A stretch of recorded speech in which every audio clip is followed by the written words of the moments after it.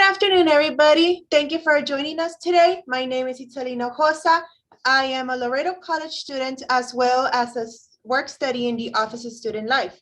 I will be your MC for today. Welcome to our four-part speaker series on financial literacy. Today, we have our third speaker series titled Keep the Cash Flowing, 10 Steps to Balance the Cash Flow with Ms. Soledad Tanner, who is an outstanding international consultant, award winner, and global financial business consultant with more than 30 years of experience. Now, before we start, I would like to announce that one lucky Laredo College student in attendance has the opportunity to win a full free 1-hour complimentary consultation from our speaker. LC students must sign in the attendance sheet and remain present until the end of the presentation in order to claim their prize. The attendance link will be provided in the chat box. We encourage everybody to participate throughout the whole presentation to have an opportunity to win a prize. And I would also like to encourage you to turn on your cameras and turn off your microphones to make the presentation feel more engaging. And the success of this workshop is of your active participation. With all that said, I will direct your attention to the wonderful Miss Soledad Tanner, and let's give her a warm Palomino welcome. Thank you for coming, Miss Tanner. Thank you so much. It's truly a pleasure to be here.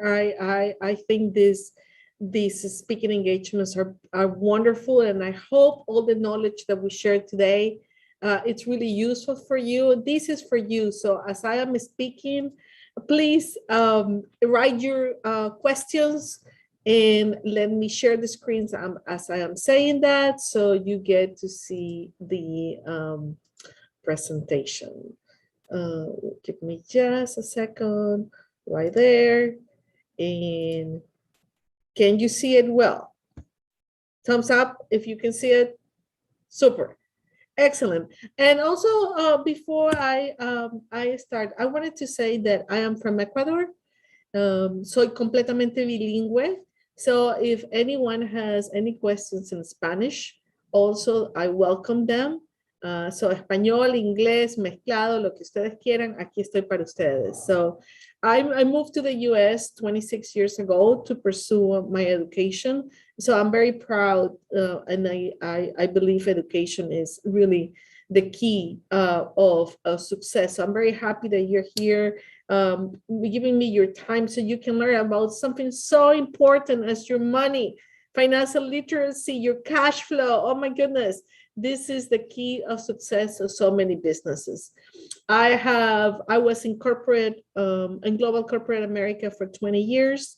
I retired from that, and 5 years ago, I decided to open my own finance and management consulting firm to help people start their businesses, not only start, but also once they are there, to make their businesses profitable and productive and successful, so they can last for years. These STC Consulting, I hope you can follow me in social media. These are the services that we provide to the community: CFO on demand, controller on demand, financial speaking, financial management, financial coaching and training, and business consulting.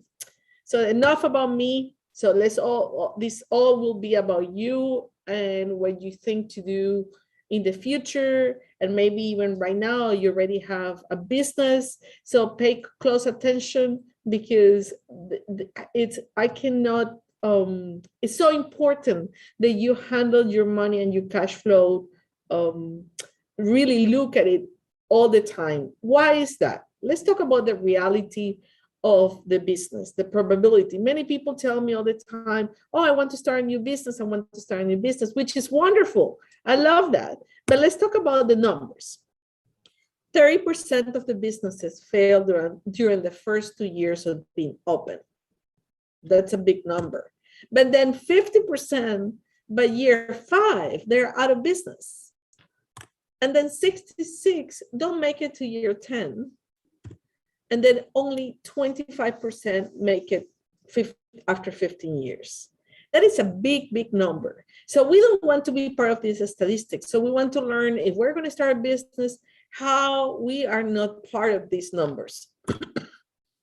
And number, it's important to know how many businesses make it or don't, but more important is to know the reason why they don't make it. So we are not part of here. And here I'm sharing a graph that is given by the SBA, the Small Business Administration. The number one reason when businesses don't make it to year 3 and 5 and etc., it's 82% of them fail due to cash flow problems. What is that? Think about that for a second. 82% of them have some kind of trouble with the cash flow. That's why this hour, we're going to talk about money and the cash flow, which is like water, you know, like the water flowing, and you need the water to keep flowing evenly all the time. It cannot stop flowing. It's the same with money. Here, this is the number one question I get asked every time I walk into a client. What is the difference between cash and profit? Let's talk about this for a second. So what is cash? Well, you will say, well, it's easy. You know, it's a bill. It's money. Well, cash is the amount of money that you have in the bank. Pretty simple statement.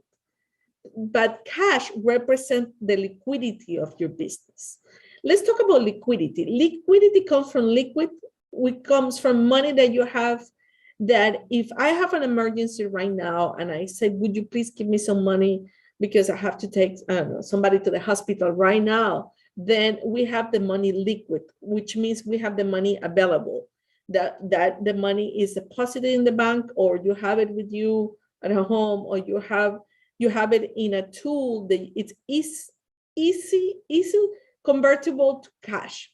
So if you have your money in a house and you need to sell it, so you get some money, it will take some time. It will take 3 to 6 months before you sell it and you get your money in the bank. But liquid is money that is available to you to be used today. But then what is profit? Isn't it the same? Well, no. Profit is what is left before, when you have a business, you have revenue on the top, which are the sales to your clients, and then all the cost that comes below, money that you need to pay to produce that product or service. So the profit is the revenue that remains after deducting the direct business expenses. This is important. But this profit, you have sold a product to your clients, but you issue an invoice. What happens if they didn't pay you the day that you provided the service? What happens if they pay you in 30 days? So you have issued you have created the product, you have sold the product or services, you have issued the invoice, you have made some money in theory. Let's just say it costs you $100 and you pay $50, but technically that money, it's not yet in the bank. So profit is the revenue remainder after deducting the business cost, and the money, it may not be in the bank yet. That is the main difference between cash and profits. If you have any questions, you let me know at the end, okay? So following the same concept, a business can be profitable, but still not have adequate cash flow. Let's just stop on that thought for a second. Let's say we sell a cup of coffee. The cup of coffee can be $1 per cup of coffee. And let's say in between sugar, coffee, water, etc., you spend 30 cents. So you have left 70 cents, right? So that business is profitable because you're making 70 cents per every cup of coffee you sell. But if you are selling that and you have a rent that is too much for your business, and all the profit is going to pay the rent and you don't have enough, then you will have a case when your business can be profitable, but you don't have adequate cash flow because you're using too much money, and at the end of the day, your bank account is empty. At the same time, you can have a business that has a good cash flow. It means that you have money in the bank, but you still are not making enough profit. So how is that possible? Let's think about the same example with the cup of coffee. That I can have a loan. Let's say I started the business. The SBA gave me a loan of $50,000. I'm selling the cup of coffees. The cup of coffee is $1, but not all the expenses cost $2 to produce the cup of coffee. So I'm losing $1 every time I sell the cup of coffee because my price is lower than my expenses. So I can still have cash flow because I'm using the cash flow from the loan and my business is not profitable. So I want to make that example so you see the difference between being profitable and having adequate cash flow. So then the question is, how do you calculate cash flow? How do you know if it's right or wrong? So here is a very simple formula that maybe you want to write down so you, as I'm talking, you think about this. So the cash received from clients that are paying you, in this case, the people that have paid you for the cup of coffee, minus the cash spent. If we continue with the example of the cup of coffee, how much you pay the guy who delivered you the sugar, the water, the coffee, etc. So cash received minus cash spent equal the net cash flow. If our business is only one cup of coffee, it will be cash received $1, cash spent 30 cents, which is the cost. The net cash flow will have been the 70 cents. So that's in general, so you can see how this is calculated. Okay, I promise that's the only formula that I'm going to be giving you. So let's say the same here in a different way. So to make sure that the concept stays. So another way to look at that formula that I just gave you is to think about money in the company, money out the company equals the cash flow. So in bigger companies, how do we get the money coming into the company? Well, we provide a product or service, we bill it. Once the invoice goes out, then the customer paid. So here, money in, you can see that is accounts receivable because it's through our invoicing that the money will come to the company. Money out is the money that we pay to the vendors or people, and normally it's accounts payable. So in this case, will be the vendor that provides us the sugar, the coffee, the water, the honey, the cream, etc., etc. That will give us the cash flow of your company. So it's very important that as a business owner, and even if you're not a business owner yet, even if you're at this point working and you have your salary coming in and your expenses going out, this also applies to you. So why people get in debt? Why people, suddenly they are in a bad financial situation is because they're spending money out, more money that they are receiving in. So if your salary is $200 and you're spending $500, obviously you will start getting yourself into a hole. Okay. So if you have a business, you need to ask yourself, when are you getting paid by your customers? So let's talk about this for a moment, because this is important. Not all businesses charge immediately, right? Sometimes you go, let's say you buy something in Amazon, you put your credit card and you pay it now because immediately. But you go and get some food at a restaurant, you order your food, at the end of the day, at the end of the dinner, you get the receipt, you pay it right there immediately. So, but there are some other purchases that you can do that you can pay in 30 days. Let's say you have some layaway that you put for Christmas, or you buy furniture and they allow you to pay in multiple parts. So it's important that you know not only when you're paying your vendors, but also when people are it's paying you. Let's say you're working, well, you know that either every other Friday you get paid, or twice a month you get paid, or every day you get paid. So always keep in your mind when is that you're getting paid and when is that you're paying your vendors.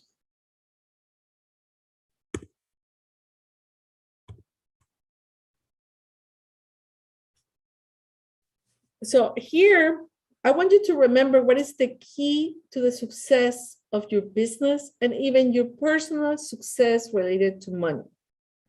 The key to managing your cash flow, personal or business, is to ensure that the cash that comes in, it comes in faster and bigger than the cash that goes out. Let's talk right now about a personal situation. Some of you maybe are obviously still in college. You may have a part-time job. Your part-time job maybe is 2 days a week, and then you're receiving compensation for that. So let's say, for the sake of the example, that you receive $500 for your work. Well, and let's say it comes every other Friday. But then you have to pay for you. Let's say you have a car, you have to pay for the insurance of the car, you have to pay for the gas, you have to pay for the tires, you have to pay for your food. So the number one principle is to ensure that the cash that comes in comes first than the one to go out. So you don't make yourself into a hole and then you have to get your credit card and cover the balance. It's the same scenario in a company. So if I sell, let's have another example. If I sell shoes and the shoes cost $100 and I'm giving my client 30 days to pay, then, but I have to pay for personnel, for the people that work in the company, for the leather that we use to create the shoes, for the rent. So if all the sales of this month that I need the money to pay the rent and the employees will not come until next month, then I will be cash flow negative. I will make myself in a hole. So it's very important, one more time, that when you're handling money, to ensure that the cash that comes in comes faster and bigger than the ones who go out. So a lot of talk here, but I want to give you an example. So now the concept is like forever cemented in your financial concept. So if your business is cash flow positive, you're accumulating cash in the bank. So let's read that again. If your business is cash flow positive, you're accumulating cash in the bank. Well, what does it mean? Right? Great concept, but let me give you an example. Here it goes. So let's say you start the month with $1,000. Okay, you can see it in letters and you can see it in the numbers in the right. Let's say you have a company and you pay $500 for your bills, your rent, your electricity, your internet, etc. But your customers pay you $2,000 for the services. So it's $1,000 that I had at the beginning of the month, minus $500 that I pay for rent and electricity, let's just say, plus $2,000 that the customers paid me for services that I provided. I ended the month how? With $2,500. So 1,000 minus 500 is 500. Plus 2,000 is 2,500. So what is the result of that? Good news. You are cash flow positive because you started the month with 1,000 and you ended the month with 2,500. Got it? So that's good. Thumbs up. That's green, right? Now let's see the opposite case. You can have a business that is cash flow negative. You're in the way that you're starting the month, you're finishing the month with less cash than you started. So how can that be? Let's go with that. So let's say you start the month with 1,000, the same $1,000 of the other example, right? Then you had to pay $1,500. Let's say you had to buy a new computer, a new monitor, so you had to spend more money. And then let's say you invoice your customers 3,000. So in your head, you're good, right?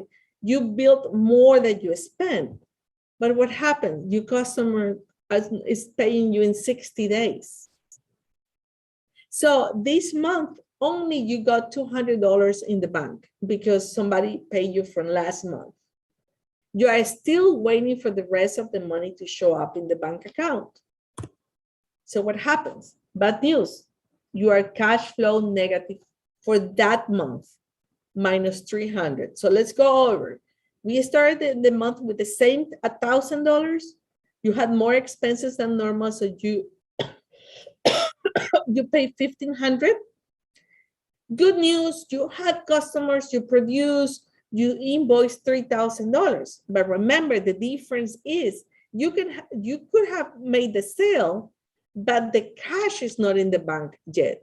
And in this particular case, the cash is not in the bank yet because they will pay you next month because your customer went on vacation or your customer forgot to pay you or whatever reason, right? Or you gave them additional time to pay you and you only got $200. So at the end of that month, the 31st or the 30th of that month, you look at the bank account and you go, oh, what happened?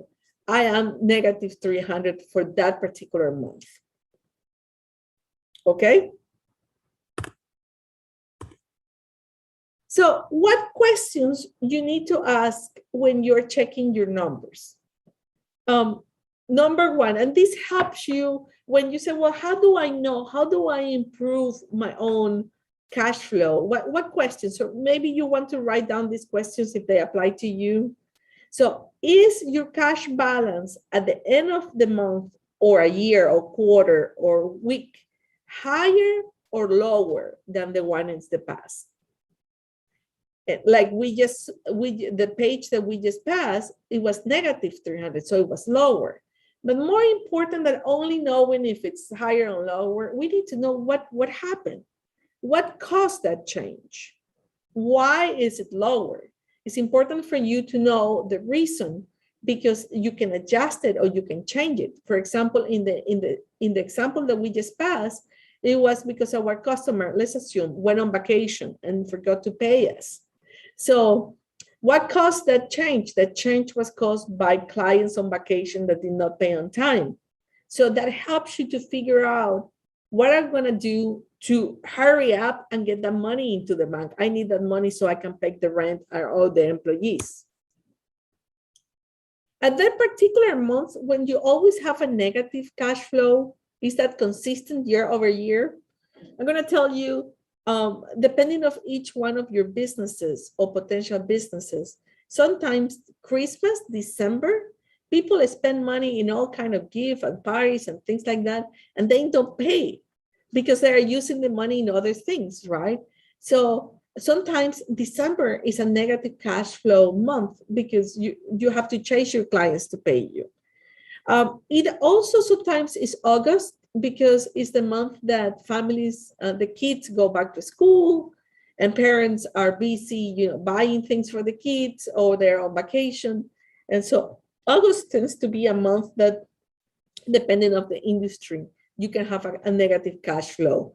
So as a business owner, if you know that August and December are not good months, you do something in advance or you call your customers or you give them a discount, but you have to watch that you always have enough money in the bank, either for personal or for business, to cover your expenses. Question number 3, what is the average time that it takes your customer to pay your invoices? This is very, very important because let's say you start selling, I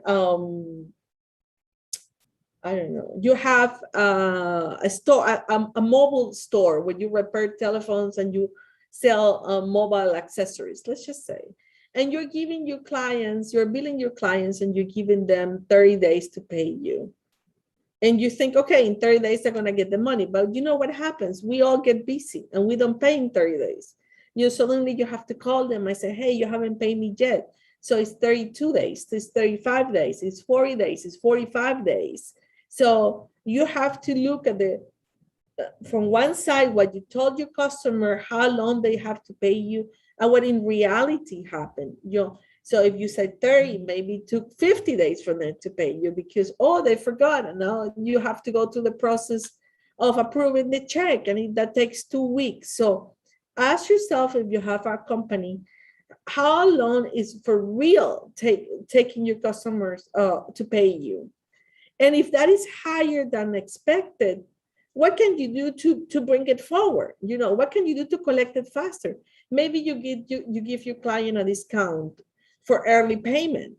Maybe you go and give themselves the ability, provide the ability to pay electronically so they can pay you right now. Maybe you start calling them at day 20 and then say, in 10 days, we need the money by day 30, not after day 30. So there are things that you can do so to make sure the money comes here. Because remember, in order for you to produce the product or the service, you have already paid rent, you have already paid payroll, you have already paid electricity, internet. So all the expenses happened before, and you haven't seen a penny yet until your client pays you.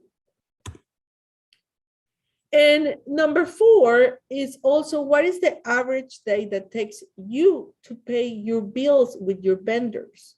So you know how you get the electricity bill and then you have 2 weeks to pay? Some businesses are giving their clients 30 to 45 days to pay them, but they receive the invoice and they right away, the same day, they sign the check and pay it. While you also have 1 or 2 weeks of time to pay that invoice. So it's important that in both sides, you manage you pay your invoice in accordance to the payment terms that you have been given, and you collect the money from your customers in the time frame that you have given them. That is a good way how you can manage your cash flow. So cash flow is like this picture. It's every month you are like trying to balance the money that you're receiving with the money that you are paying. So sometimes you get a great payment and then you paid all the invoices. And sometimes the great payment is going to come in 2 weeks and you still have to pay all these invoices. So you're like balancing act. So I'm going to give you some tips. If you have a business, what can you do to improve your cash flow? Number 1, if you're billing your client, send the invoices immediately. Okay, this is like, if there's one thing of this hour that stays with you, is I have gone into companies when I ask about the billing and they tell me that they only bill the 30th of every month. So I want you to think about this. If you perform, let's say you have an AC company. Let's say you do heat and AC maintenance. And you go to the customer side, and on the second day of the month, you provide the service and you clean the ducts and everything is good.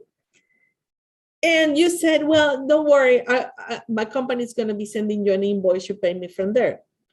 So let's say you billed only on the 30th of every month. So the person is going to receive the invoice the first of the following month. And you think that person is going to be running to pay you?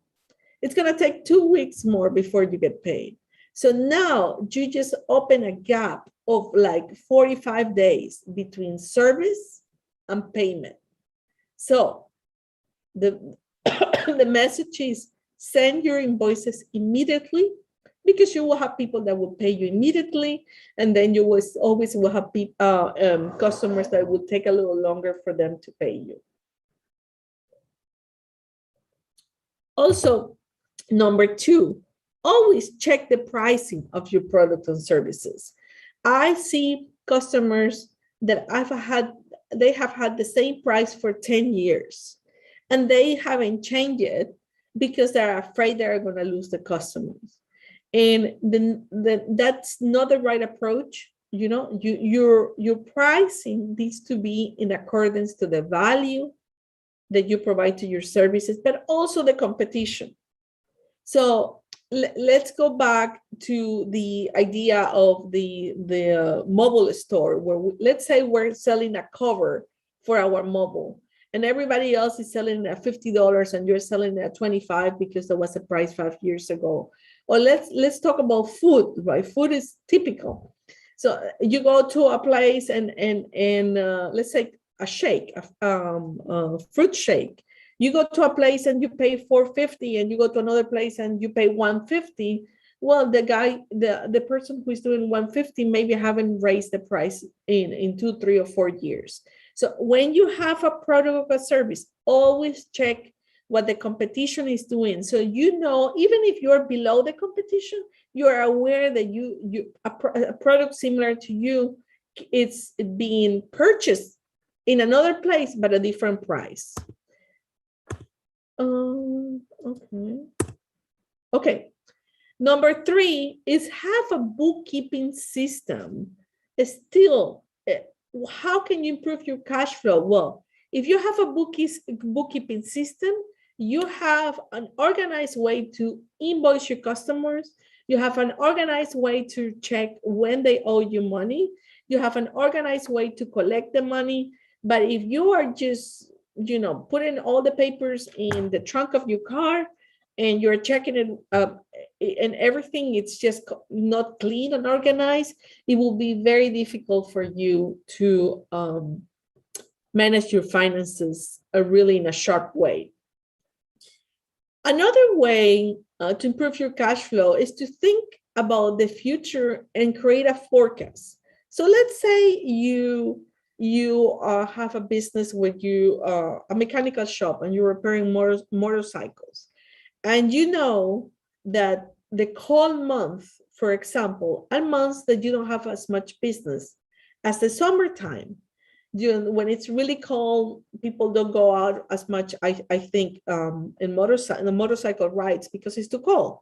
But when the weather starts getting really, really good, so you get more people that may want to have the bike maintenance, and you get more business. So forecast your business in accordance to your cycle. So you say, for example, January may be a low month for my business, but February, March is higher. So now I can hire more people because I'm going to get more money. So it's important to be aware how your cycle moves, so you have your cash flow protected and you don't hire too early. For example, if you know that January is a low month, what would you hire extra help if you are not going to have any product to or many customers to serve, right? So number 5, reduce expenses. Of course, the less that you have to pay, the more money you will have in the bank and the positive cash flow that you will have. Check for discount, check for savings, check your contracts, making sure that you're using all the services in your subscriptions. Evaluate and make sure that your subscriptions are the right one for your current needs.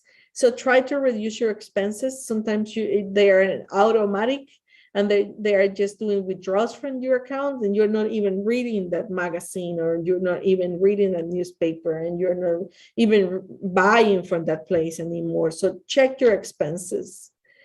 And if you have a company that has inventory, manage your inventory. Inventory is something that you have bought in advance, that you have a store. Let's say you are a painter and you have inventory of white paint, and sometimes maybe there is a promotion when you buy it at 25% off if you buy, I don't know, 50 gallons of prime. So that inventory, it's money, because you paid it with your hard-earned money. And make sure you protect your inventory. So if there's a rain, the product stays safe. If there's wind, you don't lose your product. Make sure you know how many units you have. Make sure you know about your inventory, please. Also, assets. If you are short on cash, make sure that you review the options of leasing versus buying, right? Maybe you don't need to buy a copy machine. Maybe you just can lease it, and that way you save some money for you in the bank. Increase sales. Always look for value-added proposition to your customers, so you get more sales because people want to buy from you. because your product is awesome, because there's nobody else doing what you do. And people are telling everyone about your great product. And don't forget to promote your products with marketing campaign, even if they're small. Number one, train everyone in your company. Every person in your company, from the receptionist all the way to the warehouse guy, all the way to the driver, all the way to everybody, needs to be aware of what is that you sell.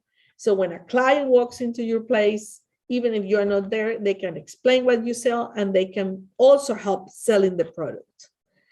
And as I stated earlier, watch your accounts receivable. Watch it. That is the invoices that have not been paid by your clients because they forgot, because they went on vacation, because they don't have the money to pay you.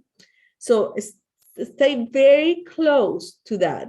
Review, if you're giving your clients a credit limit, let's say, I'm going to give you $1,000 that you can buy and then you pay me.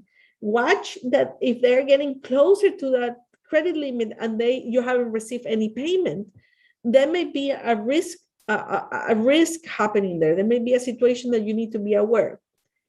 Accept electronic payments and credit cards.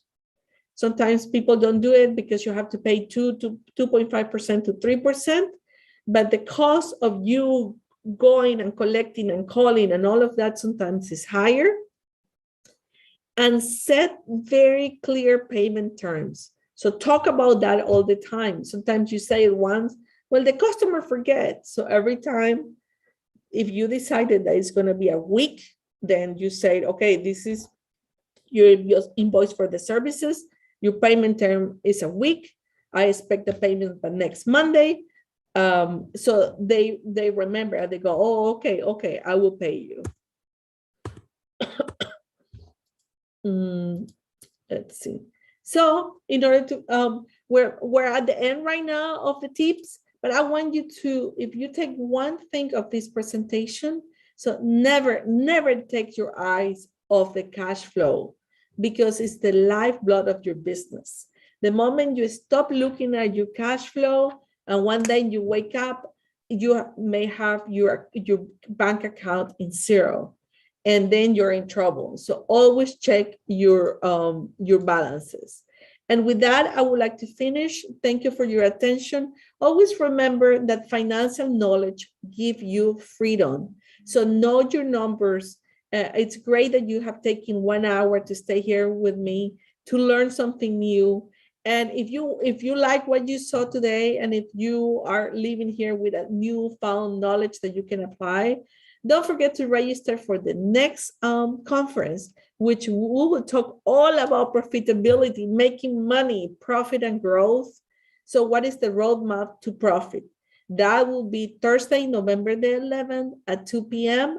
The link is below in there. So it's www.laredo.edu CMS Profit, and it's already open for you to register. And if you have any questions, this is my contact information, and I am in all social medias. You can follow me, you can write me. I will be more than happy, and tell me you came from Laredo College. I will be more than happy to talk to you, listen to you, and answer any questions that you may have. With that, I want to thank you, and stay here with us because you need to be here to win the prizes. So don't go anywhere, and start writing your questions. So while we do the prizes, all the questions are being received. Take advantage of these. I will answer all your questions. Thank you so much. Thank you, Ms. Tanner, for that transition for the raffle. Y'all do remember the raffle, the price of the free 1 hour consultation with Ms. Tanner herself? Yes, we are indeed raffling that, but as well, I would like to remind everyone, those only LC students are allowed to participate, as well as the LC students who signed the attendance link are also in the wheel to be spinned. So guess what time it is? So y'all ready to see who gets to win the consultation? So Ms. Barra, can you please lead us to the wheel of fortune?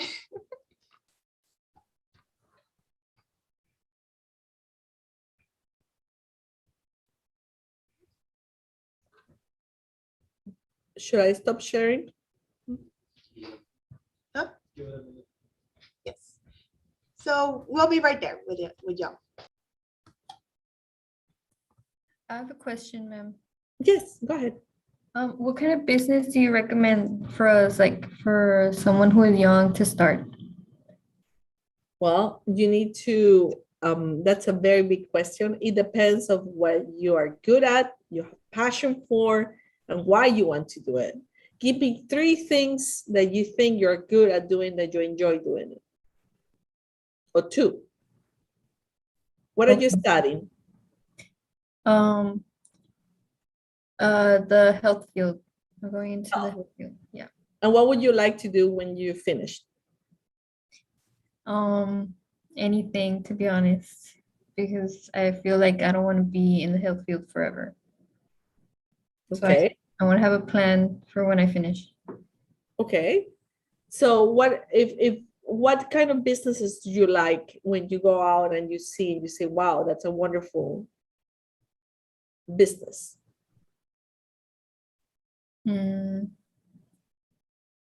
Anything would be fine. I Like mean, owning or just investing in anything. What do you recommend investing on?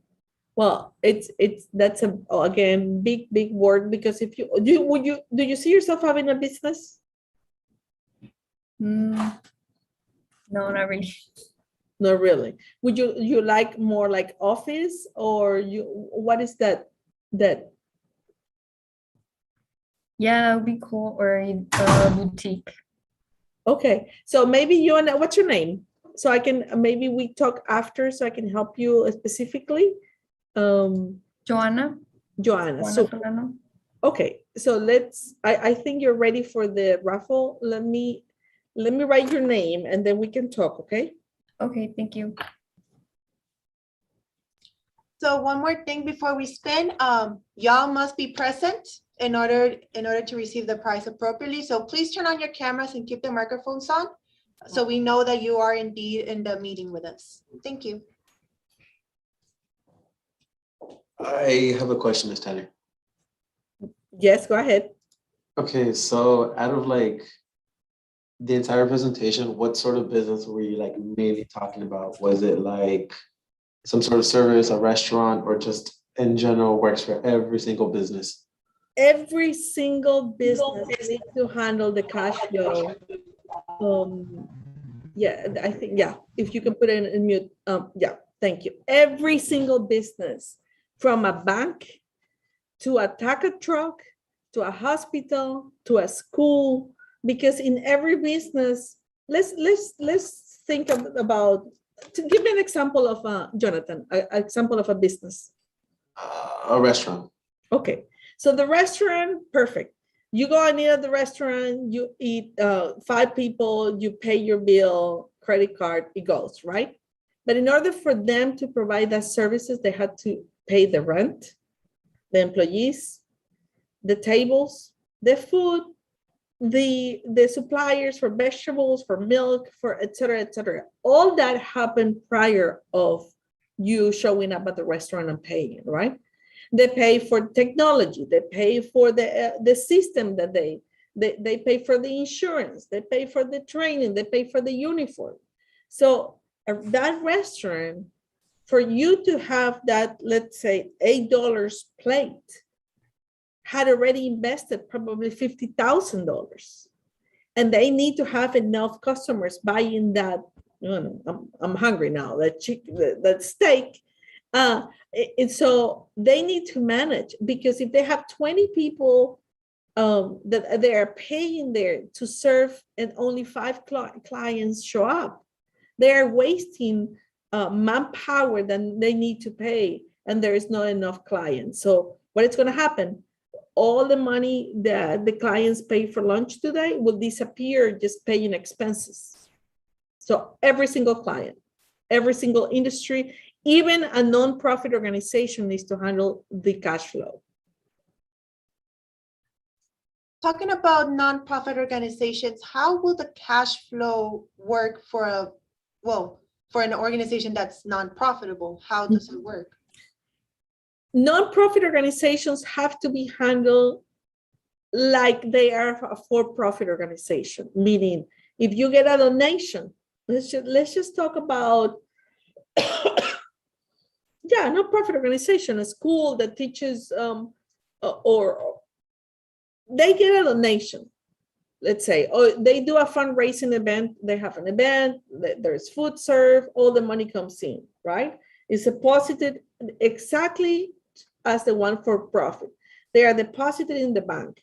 And then they start paying for supplies, for, let's say they're having a big event to fundraise, right? And the cash flow needs to be managed because spending money is so easy. And what happens if they spend all this money and no money comes in? How do they pay for internet? How do they pay for the domain? How do they continue to exist?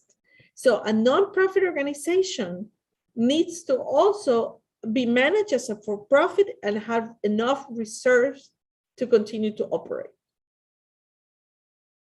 Thank you very much, Ms. Tanner. Thank you, everybody, for your patience. The wheel will now proceed for the raffle of the free 1-hour consultation with the lovely Ms. Tanner. So, Ms. Barra, please take it away.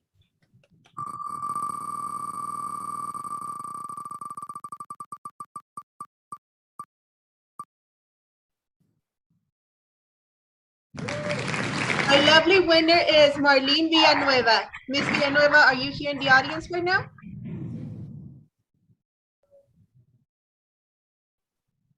She doesn't appear to be in the presentation. Oh, the requirement is for her to be present.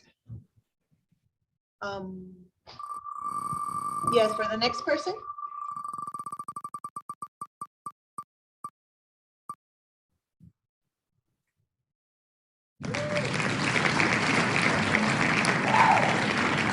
Congratulations, our winner is Frances Garcia Rodriguez. Are you here in the audience with us today?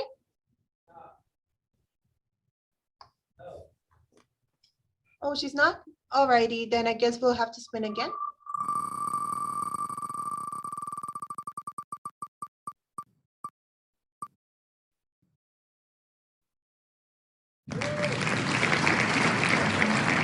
Alrighty, now our winner is Deborah Paloma Lopez. Are you here with us today? Yes, ma'am, I'm here. Yay! Congratulations, Ms. Lopez. You have won the hour consultation. Thank you. Thank you for joining us today. So now that we have our winner for a raffle, thank you very much. We will continue with the Q&A. If anyone has questions, you can turn on your microphone so you can put them in the chat box. We are more than welcome to read them for you as well. Hello, Ms. Tanner. I have a question. What would you think would be the best plan for a business owner to have when a negative cash flow occurs? Like, what can they do? Like, be prepared with. Okay. So when that happens. Perfect. So remember that page where I had the 10 things, for example, once you hit the day that you come to the office and you open your bank account and you have a negative, so there are things that you have to do that day to fix that, right? You can call the bank, hire an overdraft line of credit for that, and then link that to the account or transfer some money from another account. So there are things that you have to do that day to cover that. You can also immediately start calling your vendors and see if you can get somebody to pay you today, so you can deposit that money and cover the negative cash flow. That's like emergency, for the day. But in general, because you're managing your cash flow every day, so in your head, I have to pay the rent the 30th. Let's just say the rent is $500. So I know if I have $2,000 in the bank right now, I know out of those $2,500 will be for the rent. So you isolate that. Then that gives me $1,500 left. So then I have to pay, let's just say, the card note. So $300. So you write it down. It's called, you manage your cash flow in such a way that you know that you're not going to be cash flow negative. And if it happens because something happened that you didn't know, there was an automatic withdrawal for your account, then I recommend everybody who has a business to have an contracted overdraft line of credit. So immediately something comes and covers that negative day, and you immediately go into action to get some money back into your account. Miss Tanner, I have a question. Mhm. Is there like more reasons for negative cash flow, or is there just that one that you had explained? Negative cash flow can be because, many reasons. Let's talk about the restaurant example that I think it was Jonathan, I don't remember, ask. So let's say you have the restaurant and you always have had 10 people helping you, right? Let's just say. But suddenly this week is a holiday and everybody leaves Houston or Laredo and goes on vacation and nobody comes to the restaurant, right? And then you have a payroll to pay because the people were standing in your restaurant ready to serve your clients. And let's say your payroll was $10,000, let's just say. But then the income from the sale of the meals is only $5,000. So what happened in that case? You, as the business owner, should have very quickly adjusted. When you said on Monday, you didn't have enough clients, you should have changed the hours, the schedule of your employees. So maybe some people will go part-time for this week because there's no customers. So because in my mind, I know I have to pay you Friday. And if you're standing there without work, it's my fault that I didn't ask you to take the day off, or I didn't ask you to do something. Friday comes, and now I have a payroll of $10,000. And based on what I see the activity, I'm not going to even get to $5,000 in income for the sales of the food. So payroll and people cost is normally around 60% of the cost of your business. So it's the number one thing that I would say you need to watch. And the second one is if you have a different type of business, let's say you have something that you invoice and people pay you later. So not checking a doctor's office, a hospital, right? Or a little like how do you call those, imaging center where the x-rays are being taken, and you pay your down payment, you pay your copay, but then there is something else that sometimes you have to pay later.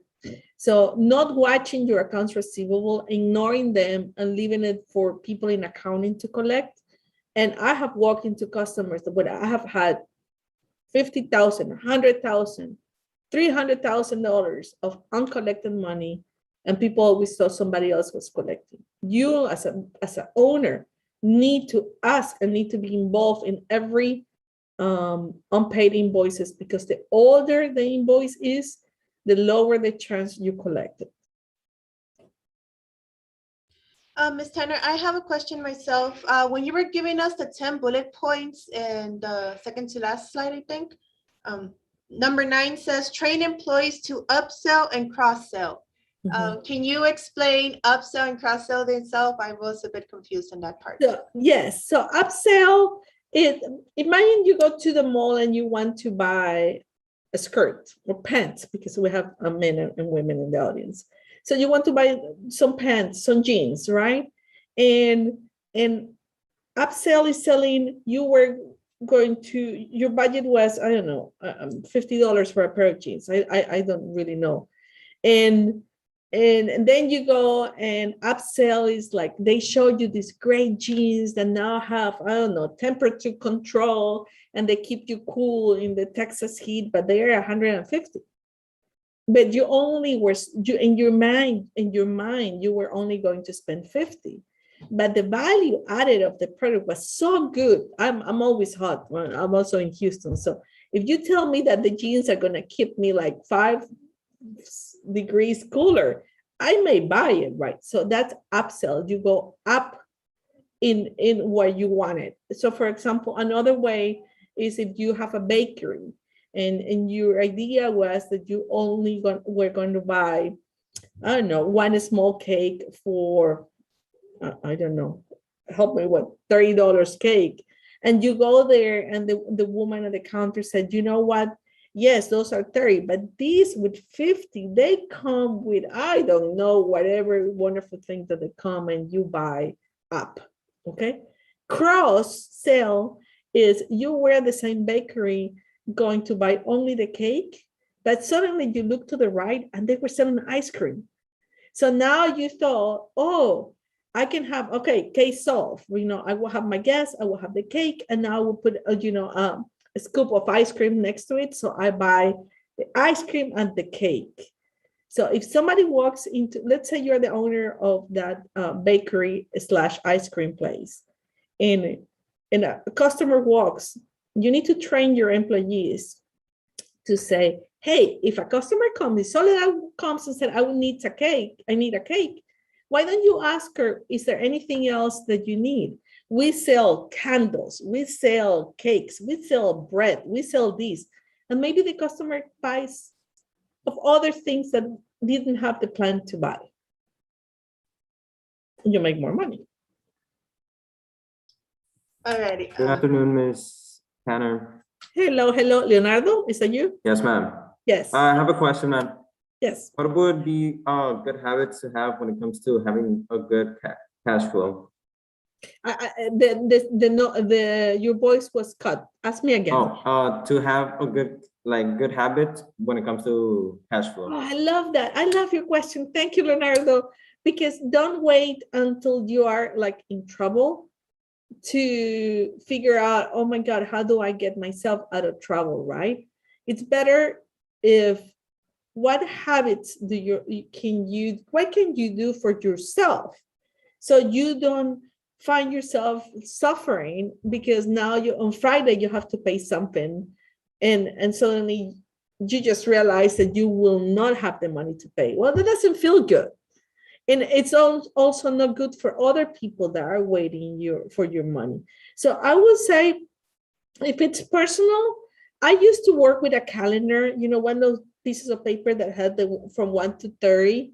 And I will write, if it's a simple and personal and nobody's looking at my expenses, right?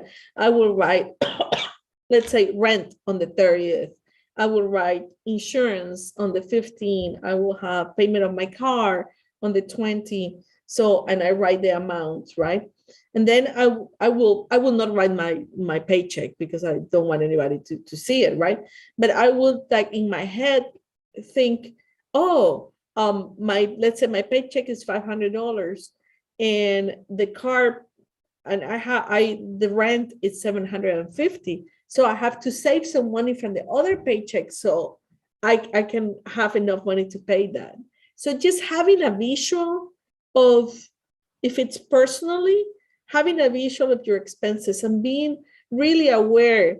Now, all of us don't have bills. We all use credit card. And sometimes it's good to also say, okay, you know what? I have $100 to spend in whatever I want this month, and I'm going to put, it will be cash. So I know I don't go over. So you pay everything with your credit card or transfers, but then at the end of the day, whatever is left, you save a part and you put, and this part, this will be for, going out with your friends or, even if it's $50, it's cash. And you're looking at your wallet and you're looking at it and now you have 30 and you still have one more week, right? So having a visual always helps. And if you have it in your, if you have a company, just kind of the same, having a meeting or sit down and see what your obligations are for the month. And then make sure that if you have exceeded yourself, pick up the phone and call the vendor and say, you know what, this month I'm going to take, 5 more days, but I will pay you. So have that proactive approach to it. Ms. Tanner, also with good habits, how do you bookkeep correctly? Does it differ from occupation to occupation, or is there a structure to have productive bookkeeping to yourself? You mean in bookkeeping in general?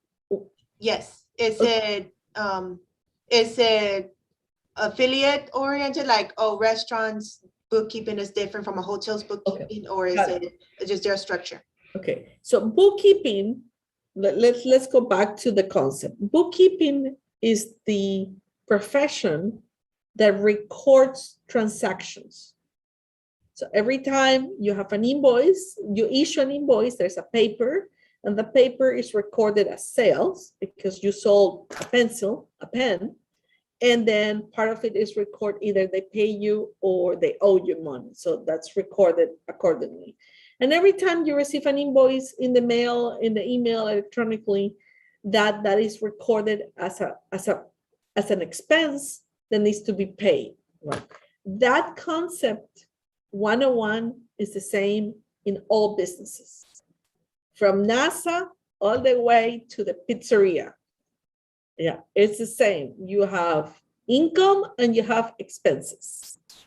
And if you have a business, from NASA to the pizzeria, every time there is an invoice, or there is income, or there is a the donor or a donation, a grant, or you sell through a POS, a point of sales in the restaurant, you swipe the card, you sell ice cream, that needs to be recorded, meaning it's there. I can see at any time how much I have sold during the day, the week, the month, how many clients I have. So that is something that it's done by a bookkeeper, and like QuickBooks is the software in which that resides, right?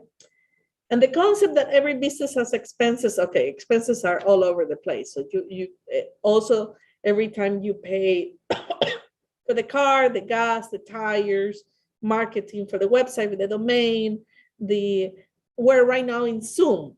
I pay for Zoom. So every time Zoom invoice comes through, it's recorded. So that is exactly the same in every business, regardless if it's food, funeral home, mechanical shop, what doesn't matter.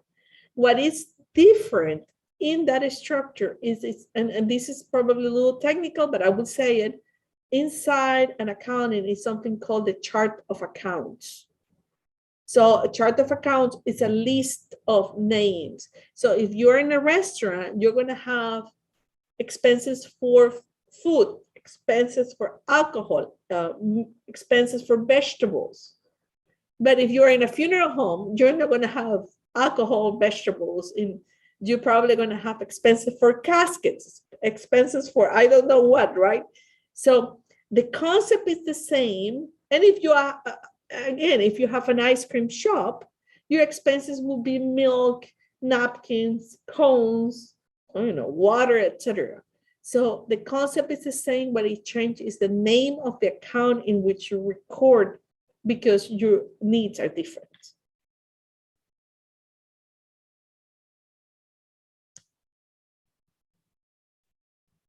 Any other questions? Come on, take advantage.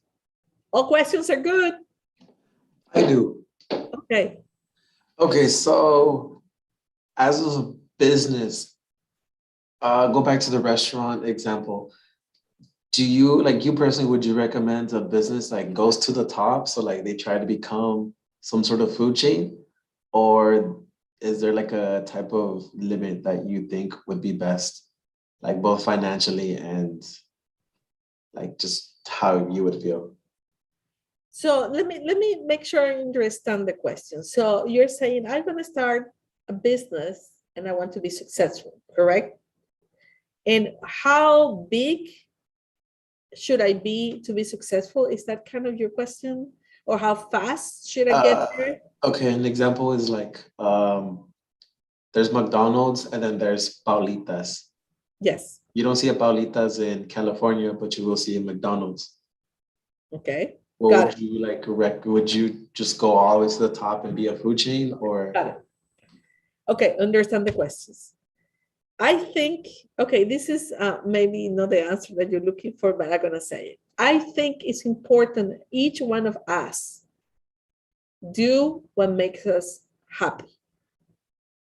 Because if you're going to be miserable going into your work every day and dealing with things that you don't like, you will never succeed. So if you ask me to be,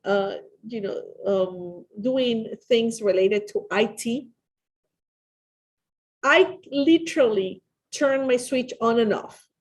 I don't like IT. I'm not good at it. And I don't care if it's 2 people or 2,000 people, I'm not gonna do it. But you ask me to do something about numbers, I will stay until 3 a.m. until I figure out what it is.